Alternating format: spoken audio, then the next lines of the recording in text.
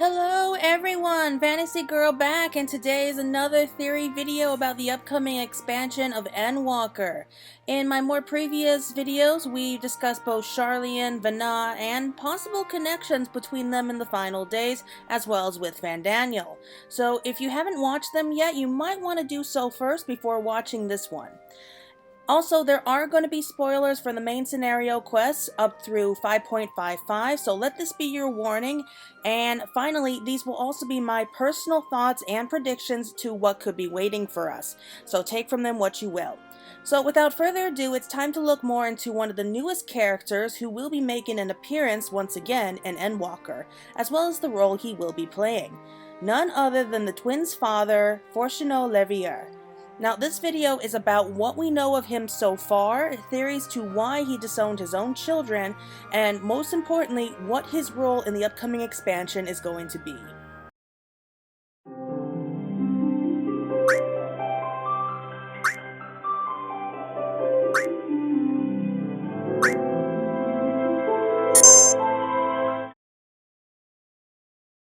So this is going to be fun to talk about. So at the end of 5.55, we ended up meeting with Fourchenault and Élisées' father, Fourchenault. So just as a quick recap, he arrived here as an envoy of Charlian during the latest patch. However, it seems that his appearance was really more of an official FU to the Alliance. He came right on out and said that the end of the world is not coming yet, stop trying to drag us into your petty wars, we are not going to help you, so just deal with it yourself. That's basically what he was saying. And just to be a jerk, he disowned his two other children in front of everyone before leaving. But is there more to this than we first realize? So, we have known about the twins' father for some time, but we've never met him until now. Apart from a few snippets here and there, we really don't know too much about him. In fact, we barely heard anything about him at all. But from what we saw, it seems that there's a lot more that not only Fourchenault is hiding, but also the Forum and even Charlian as a country as a whole seem to be hiding.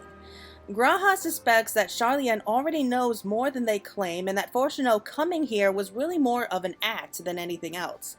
Kryl, who's stuck in Charlian for now, also stated that it seems that they know more than they are letting on, and are doing all in their power to block the Scions from coming to their nation, and even our research into Hydaelyn and the Ethereal Sea. So the stepping stones have all been set. We have the towers, Fandaniel, and Xenos. They're all ready to go, yet the finale for Shadowbringers brought us very little information, especially involving Charlian. Granted, I know that we are going to be getting a lot more answers when Endwalker comes out, but otherwise, we've got very little reason, or rather, very little information to where our paths are going to lead to, and our protagonists, at least, have no idea that their journey to save the world is going to take them off the world and head off towards the moon. But it seems to me that if we want to be able to put a stop to all this, we need to understand more about not just Zodiark, but also Hydaelyn. She has been silent for a long time, and besides an image of what could be either her or Vanna at the end of 5.55, we haven't heard anything else from her. Which stands to reason that we will have to go to Charlian if we want to be able to speak with the Mother Crystal in person, which looks ever more likely. But why would we go to Charlian? Well, studying Hydaelyn and the Ethereal Sea is definitely a pastime of Charlian if you look at the Anti-Tower. The Anti-Tower was built in the Charlian hinterlands, and it was actually a way to study the Ethereal Sea and try to get closer to Hydaelyn. So when the Exodus happened, however, they kind of had to abandon that. The only person who has any real access towards it now is Master Matoya, who is technically the guardian of the tower, but it was really more of a job that was kind of forced on her because she decided, screw this, I'm not leaving, this is my home, I'm staying here. And she just happened to be the only person that they trusted enough to kind of keep watch over the tower. And Master Matoya said so herself, that her only real job in guarding the tower is just to make sure that nobody unsavory sneaks past her. But I highly doubt that the Anti-Tower is really the only way that they had to be able to study the Ethereal Sea. It stands to reason that there could be another similar structure. I wouldn't say another Anti-Tower in Charlian, but definitely a way that they can study more about the Ethereal Sea and Hydaelyn. And maybe give us some answers that we need. However, they seem very determined not to help us. And it's not just the end of the world that's standing in our way right now, but those who claim to be doing the best for the world are currently some of the biggest thorns in our side, such as the Forum. I was hoping that we would get a chance to meet more of the twins' family in Endwalker, but I gotta say I wasn't expecting to meet their dad so soon, nor for it to weigh the end that it did. When we first met Fourchenault, I was actually quite surprised. I was kind of expecting someone maybe a little more like Fourchenault when we first met him, some stuck-up lord who looked down at his nose at everyone. And at first, he didn't seem to be that way at all. He seemed so much warmer than I imagined when he first appeared. He greeted his children, reassured them that their mother was in good health, and he even thanked Kane Senna for being such a gracious host to his own father when he was here. But before the meeting was over, his personality seemed to do a complete 180. So, what happened? So, basically, he turned from a very gracious guest into a very condescending lord who refused to believe that the world was ending, kinda was insulting everyone, and disowned his own children simply because they spoke out of turn. So, wow. Yeah, that escalated fast. And at this point, I really don't know what to think of him, though I am surprised by the reaction the community had for him afterwards. Immediately, everyone was jumping to the fact that he's an evil father and he doesn't love his children. Now, everyone.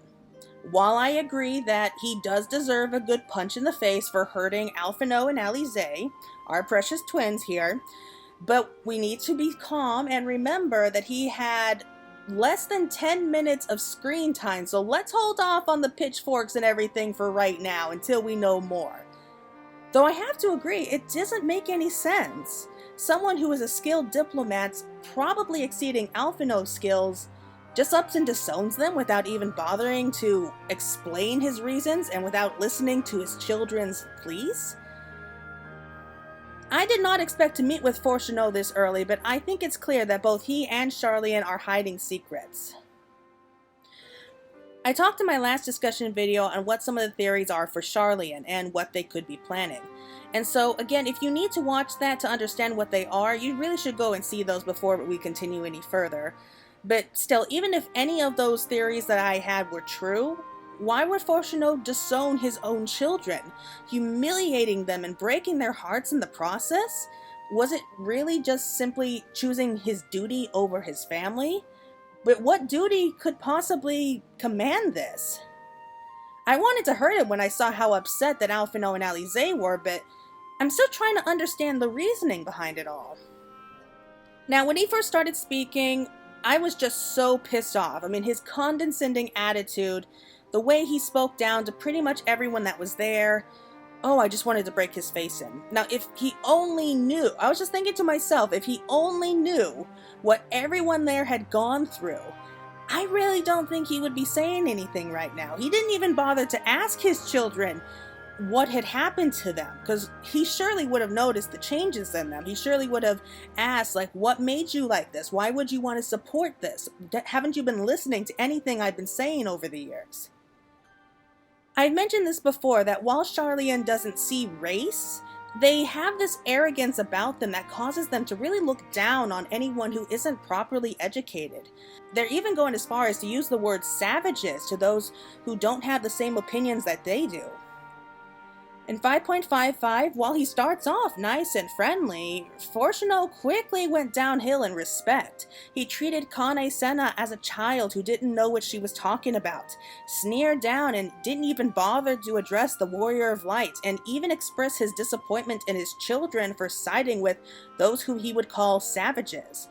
But what got me the most was when he asked this: what could possibly be worth the sacrifices inherent in war? Honestly, if you ask me, if he really has to ask that question, then he has failed as both a husband and a father. Because the answer should have been looking at him right there. His children, his wife back home, his friends, his students, his teachers, back in Charlian. Surely that would be enough of a reason to want to go to the end of the world and back again. He was looking at his own children, his own son and daughter, in the face while he asked them what could be worth the sacrifices from war. Now, war is hell. That much is obvious. It's a living nightmare that no one should have to go through. But oftentimes, trying to compromise and use logic is not going to be enough to protect what you love. The worst part is that he's just representing the other 98 members of the Forum. Is this how bad all of them are? If the dev team were trying to create a character that people would get angry with, they succeeded. And again, it does not tell us, though, why his reasons are for disowning them on the spot like that. Even if he is a pacifist, he's so against the idea of war, he doesn't explain really what else is going on here. That's when Graha speaks up. He's stating that his behavior was a bit too theatrical for him, and that there seemed to have been some other purpose for him to come to Eorzea and tell everyone in person that Sharlayan is not going to help, especially when, up until now, they've always just remained silent. Clearly, they know something that's going on. Something is happening, but they just don't want to share what they know. Well, if he's putting on a performance, that leads us to the question for who and why. So, the question is, who's pulling the strings here? To be honest, what I was expecting for Fourchenault to do was kind of drag his children home by force rather than let them stay in Eorzea. Instead, he just cuts off all business with them. So at the moment, I admit that the end of the world is looking a little less than underwhelming so far. Sure, fire isn't raining down from the sky yet, monsters aren't appearing in the streets, but I would be astounded if they weren't aware that something big is on its way. I mean, they have astrologians for crying out loud, and they've been studying all manners of prophecies like since the beginning of time. Surely they would be aware that something bad is about to happen. Even just the threats alone to the end of all things would be enough to get them to act, or at least investigate and see what's going on. But no, he doesn't bother to say anything. In fact, it almost felt like we had Ranjit telling off Reen in this instance. At least it was his parenting style when he was telling off the twins. At this point, though, he's just kind of setting himself up as a pacifist who refuses to raise his hand against a foe, even if it was to save his own life. Not only that, Kryl is in Sharlayan too, and not only is no one bothering to help her, she came out and confessed that they are downright ignoring her. Apparently, the Forum has also forbidden anyone from helping the Scions, not just outsiders necessarily, we don't know anything about that yet, but specifically forbidden helping the Scions, at the very least in matters relating to Hydaelyn. Sharlayan is really suspicious right now. Something evil is going on over there. I can feel it. I feel like they're trying to make Sharlayan as suspicious as possible right now.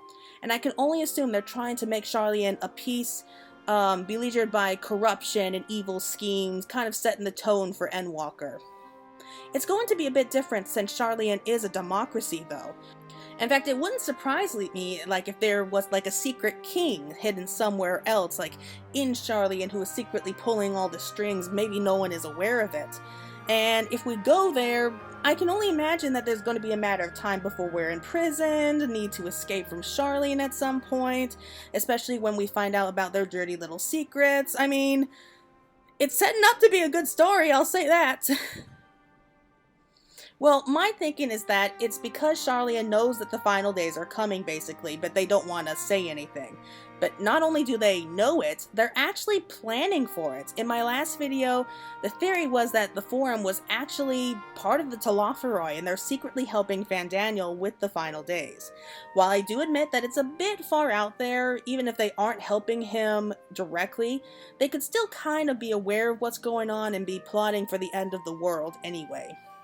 The whole theory is that Labyrinthinos is actually some kind of ark or bunker or vault for the elites, aka Sharlayans, to kind of hide out in while the world burns up top, and basically just to emerge years later as the sole survivors and start over again. They could be planning to create a new world order when the final days arrive, and reason that they've been bringing the greatest minds together in this era so that they can take it all with them after the final days. A world they believe will be better under the thinking of those few born and raised in Sharlayan, especially since they do see themselves as better than other civilizations who are, in their eyes, maybe uncultured savages. And maybe they even had a hand in seeing the final days coming so that they could get to that part sooner and get the glorious end where the world is reborn by fire and they emerge to start over. So if that whole theory stands true, then they will probably do whatever it takes to stop the Warrior of Light from putting an end to the final days. But the question here is Fourchenault part of this plan? Is he a supporter of it? So much so that he's willing to sacrifice his own children to make sure that the plan goes through. It could be that he sees this, that it's the greater good and that it will pay off when the world is created after a few centuries under Charlian rule. So after going through everything and all the clues we've seen so far, we have three real options to the reason why Fourchenault disowned his own children. On the surface, his argument is that he thinks that they are warmongers and that he doesn't want any part of them. But still, if he were really a pacifist, surely he would be willing to hear them out and discover their reasonings for this. Or is it possible that he was hiding something else? After all, Grahatia, someone who spent close to a century of lying and keeping secrets, would be able to see any through kind of disguise like that, wouldn't he? So these options are not in any specific order. But option 1 is that Fourchenault really doesn't care about his children. Charlian and the Forum are just so truly arrogant enough to believe that nothing is happening and that he is not doing any sort of advanced play to protect the kids he readily disowned. He doesn't care about them or know what they've been through and was happy to let them wander and risk their lives in what he considers to be savage lands. Or maybe some kind of power play to see if they come crawling back when they realize that they are cut off from the family's fortune. So this theory, possible, I guess, but I highly doubt it. I mean, that would kind of make him a very empty character, and I don't think the dev team would do that. They're a lot smarter than that. Personally, I think that one of the next two options are much more likely. So option 2, Charlian is behind some kind of plan involving the final days, such as the underground bunker. Now, Fourchenault does love his children, but he's choosing his duty or his loyalty to his nation over his family at this point. This at least would explain how he started off the meeting with them so warmly, but quickly turned on them when he heard that they hadn't asked to return home yet. However, I'm not sure if I like this option either, because it's kind of settling Fourchenault up to be someone who is so believes in the plan to make Charlian the only survivors at the end of the world that he's willing to sacrifice his family to see it happen.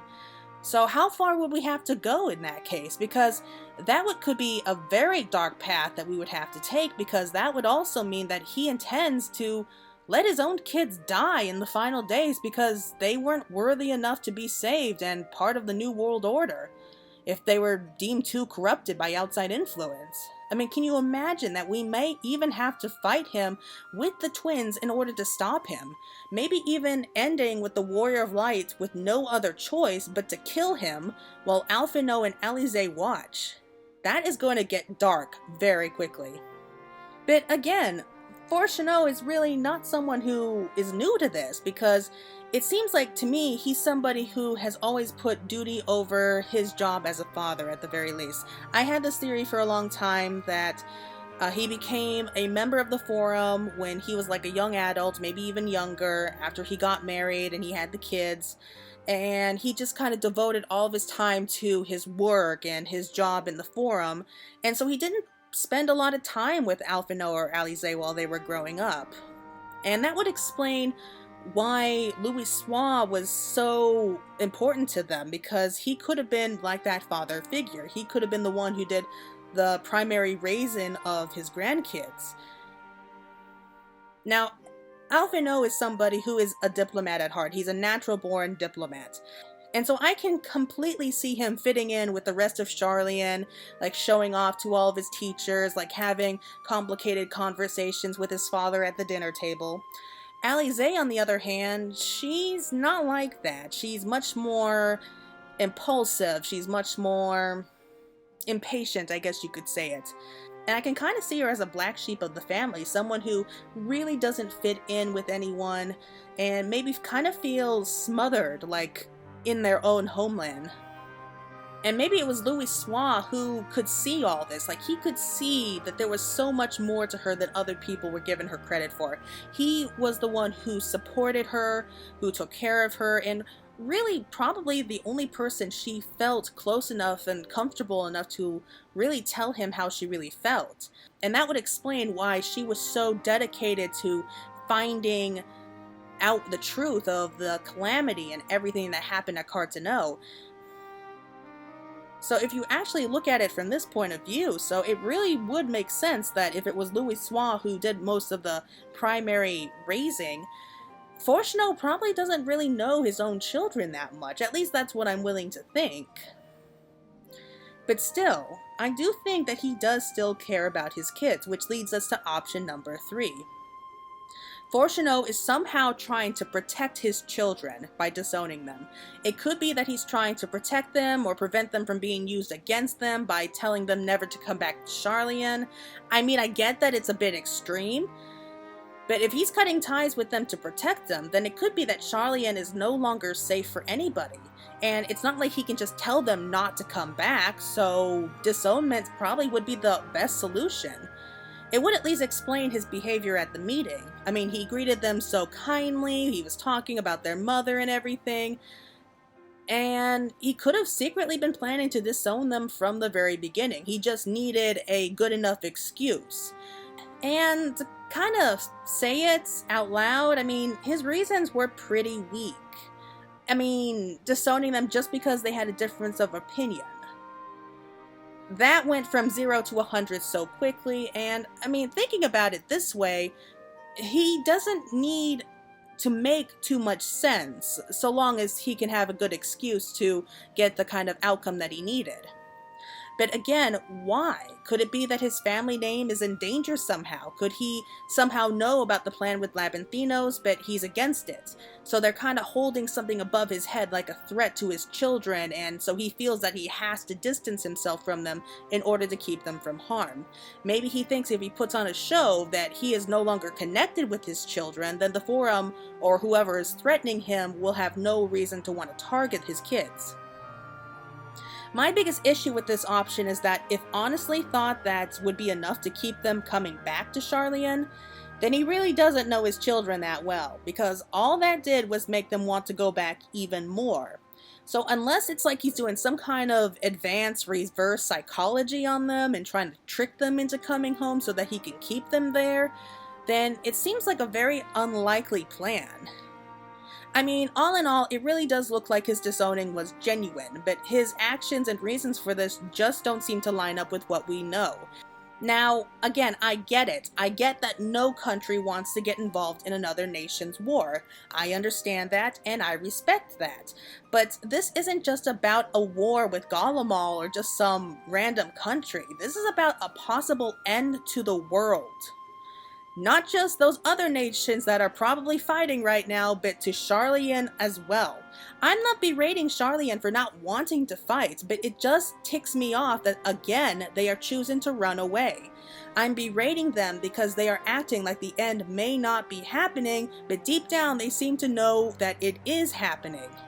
Even if it was true and they weren't aware of it, though I think that in the trailer they did make it clear that they do know that something bad is on its way, why bother coming to Eorzea to say it when they could have just as easily have just stayed silent? Kind of just stick their heads in the ground and just try to ignore it and pretend it all goes away. He doesn't have a clue who his children are or how they have grown or changed since he last saw them. He may think that he does, but he clearly doesn't if this was really done out of sheer ignorance. If this is some kind of act to try and protect them or allow them to act without any connections to the Forum, then maybe we can give him a benefit of the doubt. But for right now, even if he did mean all that he said, Fourchenault and Alizé do have a new family to help support them for right now, until we can get to the bottom of this. I do think that Charlian will be playing a huge role in trying to stop our heroes from preventing the final days, especially if the theory about them planning on being the only survivors is true. But I think that we can also expect them to be standing in our way like how Eulmore was a constant pain in our asses all throughout Shadowbringers. But hopefully, before all this is done, we will find out whose side Fourchenault is on. Anyway, everyone, I think that's going to be it. That's everything I have to say on our Fourchenault Leveilleur, and I hope you all enjoyed it. What did you all think? What do you think that Papa Leveilleur is going to be planning? If you have a theory or suggestion on what you would like to see next, please drop a comment down below and let me know. Otherwise, I hope that you will be looking forward to what I have planned next, and it's going to be taking a little break from the idea of Charlian, and instead head to the other side of the world to Garlemald and discuss the possibilities of a future fate of the Garlean Empire. Is there even going to be an empire or even a Garlemald by the time the story's over? Please tune in to find out, but otherwise, if you like this video, please leave a like and subscribe down below. As always, it helps me to continue to put out videos like this. So until next time, everyone, thank you all so much for watching, and once again, this is Fantasy Girl signing out.